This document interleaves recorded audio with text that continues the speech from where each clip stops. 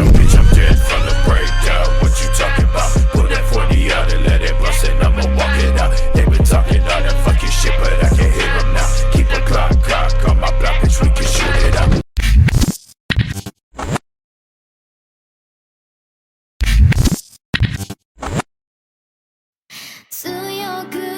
Halo para ibu, selamat datang di konten menarik lainnya dari Selana. Nah, di sini saya mau merekomendasikan nih anime MC-nya di mana MC-nya kuat sebagai dewa. Jadi sebelum kita mulai, jangan lupa subscribe, follow, tekan lonceng dan like sebanyak-banyaknya. Oh, jangan lupa share ke teman kalian, oke? Yang pertama ada Gino Guardian. Lu Suyin mungkin ya miskin 11-12 lah kayak Ise inilah, tapi dia adalah pemain terbaik dalam game online. Tidak ada orang yang mengetahui kebenaran ini selain teman kelasnya yaitu Lulian.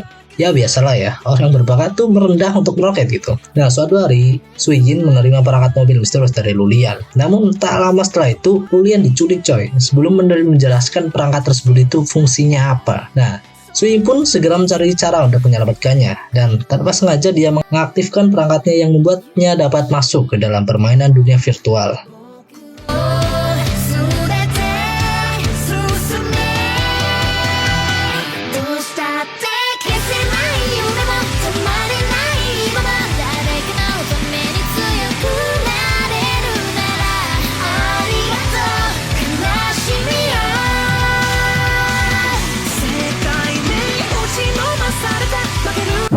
Yang kedua ada Tatoi balas dengan main Nomura. Liot adalah seorang petualang pemula yang memiliki impian untuk menemukan kekuatan sejati di ibu kota. Meskipun orang-orang menganggapnya lemah, kisah dimulai ketika ia meninggalkan kampung halamannya dan memulai perjalanan dengan memasuki ruang bawah tanah paling berbahaya di dunia. Nah, saya kasih motivasi nih, kalian yang lemah yang belum punya apa-apa jangan menyerah, karena kalian masih bisa menjadi orang hebat. Yang penting itu jangan bikin masalah aja sama itu loh, bantang merah. Nanti bisa hilang tanpa jejak, bahaya nanti.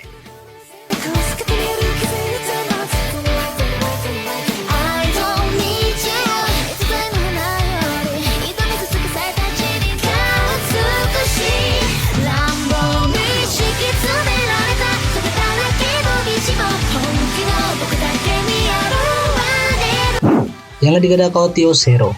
Cerita dimulai ketika Dewi Listarte memanggil seorang pahlawan untuk membantunya menyelesaikan dunia fantasi dengan tingkatan kesulitan hard mode. Meskipun pahlawan Ryu yang memiliki kemampuan luar biasa, tapi ia sangat berhati-hati. Ia bahkan membeli 3 set baju besi. Nah, yang pertama itu 1 untuk dipakai, 1 untuk cadangan. Nah, 1 cadangan untuk cadangan. Intinya tuh nih pahlawan hati-hati banget deh. Bahkan bertarung dengan kekuatan penuh meski hanya melawan slime yang lemah. Gila nggak tuh? Tapi ada sebabnya loh, sampai berhati-hati seperti itu. Penasaran kan? Tonton animenya.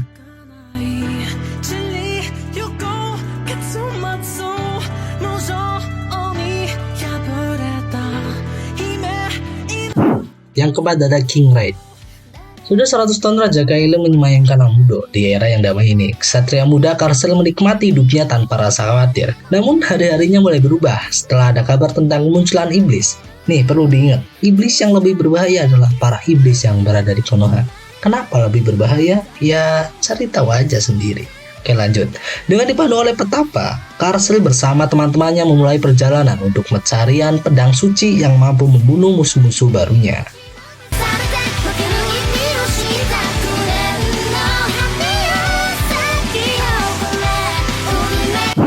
Yang kelima ada Densetsu no Yusa no Densetsu.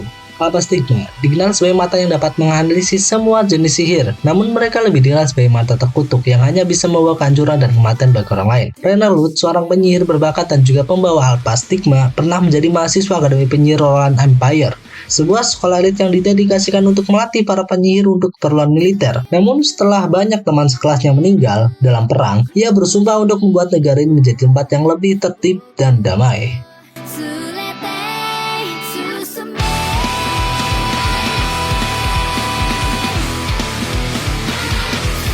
Yang keenam ada Champion.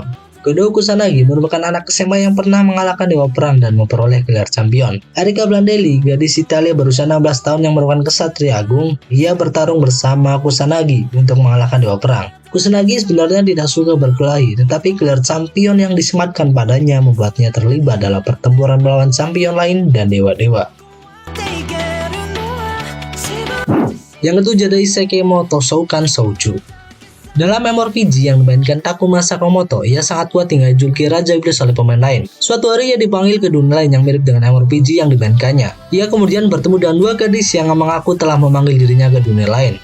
Ketika kedua gadis itu mencoba membuat Takuma menjadi budak mereka, saat itulah sihir pemantun milik Takuma aktif dan membuat keadaan berbalik. Kedua gadis itu justru jadi budak Takuma. Begitulah kisah Raja Iblis Takuma dimulai.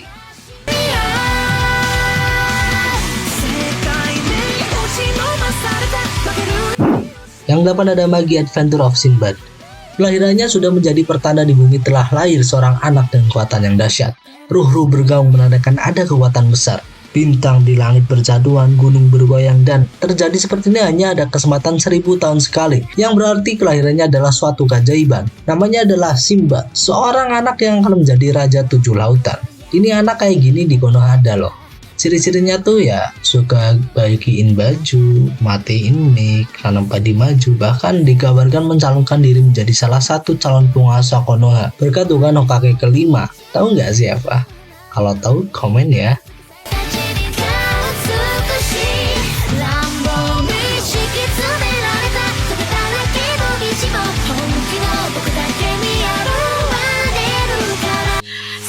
Nah, kira-kira itulah anime yang MC-nya kuat sebagai dewa. Menurut kalian mana nih anime yang MC-nya kuat sebagai dewa? Tulis ya di komentar, dan jangan lupa subscribe, ikuti terus channel ini, dan seperti biasa thanks for watching this video. Saya Isai Lanang berdiri, sampai jumpa di next episode.